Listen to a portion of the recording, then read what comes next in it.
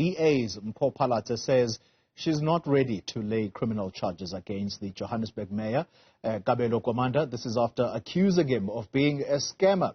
Gwamanda was elected mayor in Johannesburg on Friday with a council majority vote last week. Well, in response, Phalatse accused him of having run a Ponzi scheme. Al-Jama-ah says the claims are baseless. Phalatse has threatened to lay criminal charges against Gwamanda today. Well, Govan Whittles is in studio to tell us exactly where things are. That first line there, backtracking, is she? It appears so. The former mayor saying she's not ready to lay criminal charges at this stage. She had given that 48-hour deadline, ultimatum, to come clean to Kabelo Gwamanda. It's been 48 hours. And this morning, the mayor telling Newzroom Afrika that the people involved are still finalizing the issues, and she'll let us know when she's ready to lay those criminal charges. Let's take a look at these claims, Oli. The mayor, Kabelo Gwamanda, has an entity called Al-Jama-ah. It was in a funeral scheme, which a number of people invested in. And the mayor claims that those people were ripped off after investing in this funeral scheme. And she says that she's now speaking to the alleged victims of the mayor, who she claims have incriminating evidence against him. And this will take some time before she's able to collect this evidence. And only after she's done so will she be in a position to lay criminal charges against the mayor. You remember Al-Jama-ah said she's a sore loser? And right now the pressure's on the mayor, because she's the one that put out this allegation that the former mayor, the new mayor, is a scammer. Yeah. And if she doesn't follow through on the criminal charges, she will appear to be a sore loser from that election. Ouch. Let's talk about the split that was revealed by that council meeting which ultimately elected Gwamanda the mayor. The split in the Democratic Alliance-led coalition. I've just had a conversation with the IFP leader who, in not so many words, in fact his words were that the Democratic Alliance can kiss goodbye its moonshot pact, because clearly if this is the behavior at local level, who's to say what's going to happen at national? That's quite a significant comment, because the IFP had signed a national agreement with the DA towards 2024. What we saw in the city of Joburg represents a further deterioration in the Democratic Alliance's relationships with these other parties. Now, what we knew was that Action SA, through Funzela Ngobeni, had lobbied the other parties who used to be part of the coalition to vote for him as mayor. But another interesting thing happened there, where 3 Democratic Alliance councillors voted for Funzi Ngobeni. Wow. In that council meeting. The DA had 72 seats in council. Not all of them voted for Mpho Phalatse.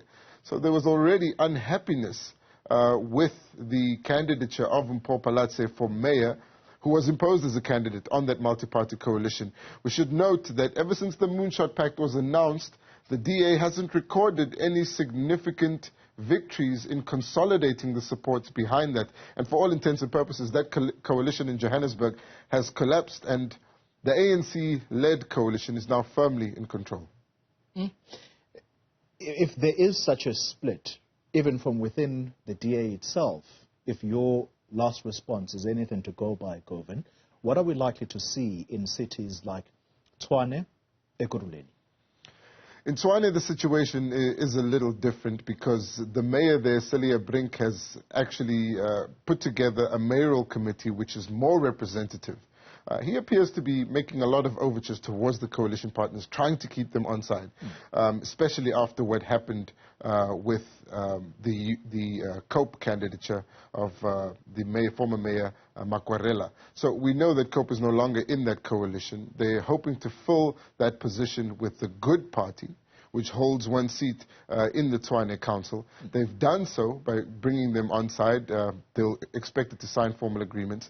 In Ekurhuleni, though, things are a little different. The EFF says they've uncovered corruption in that waste management department regarding the garbage trucks.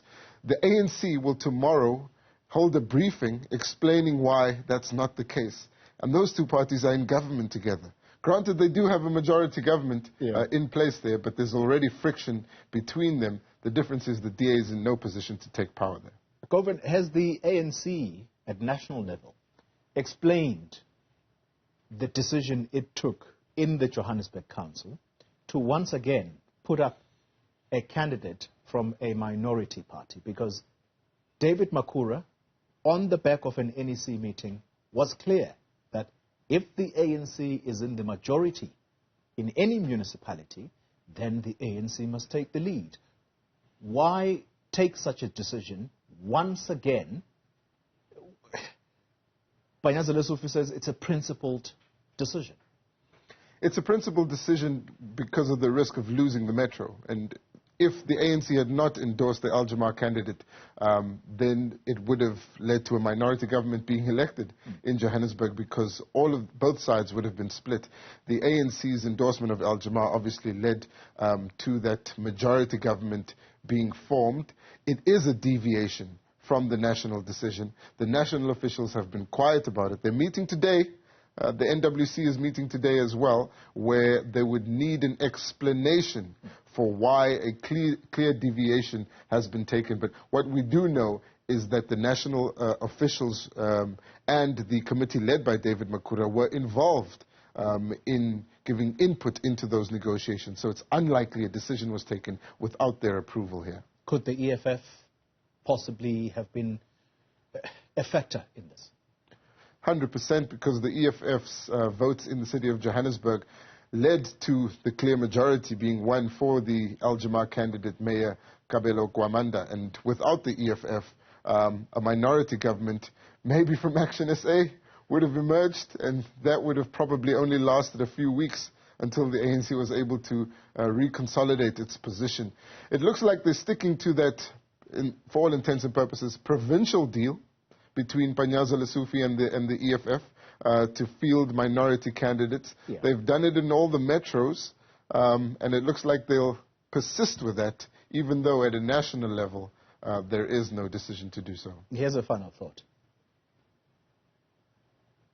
Who's to say that residents in Johannesburg, when reading this situation, are saying, okay, so this is how politics are playing out at local level.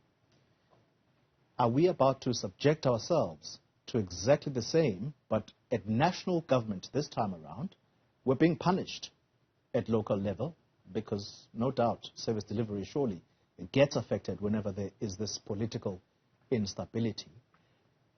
Could it be that the residents of Johannesburg are being punished for not giving one particular party a clear majority? It depends on whether or not that party has enough support.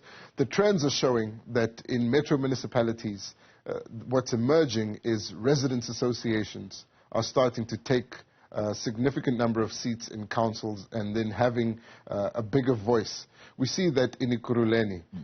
We're seeing some of that happening on the West Rand, even in the South. But it's not clear whether it'll come to Johannesburg and also to the city of Tshwane.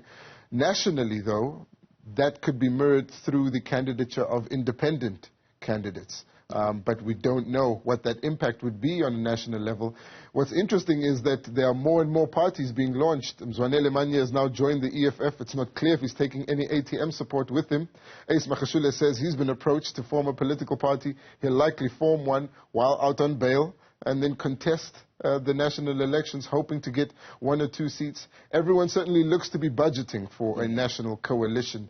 But the ANC believes that it already has a few partners that are ready, that will keep it in government, even if it falls below 50%. Very interesting indeed there, especially when you end with Ace Makashule possibly forming his own party. He did tell you at the High Court that he plans to visit former President Jacob Zuma in Nkandla. Outlandish thoughts on Twitter that we're waiting for the former president to join the EFF. Listen, that's why I say it's outlandish thinking, but we're going to have to leave it there. We're getting ourselves carried away here. My colleague Govan Whittles in the studio trying to give us the lay of the land as to this decision and why it happened the way that it did. Again, we have a a mayor who comes from Al-Jama-ah. All right.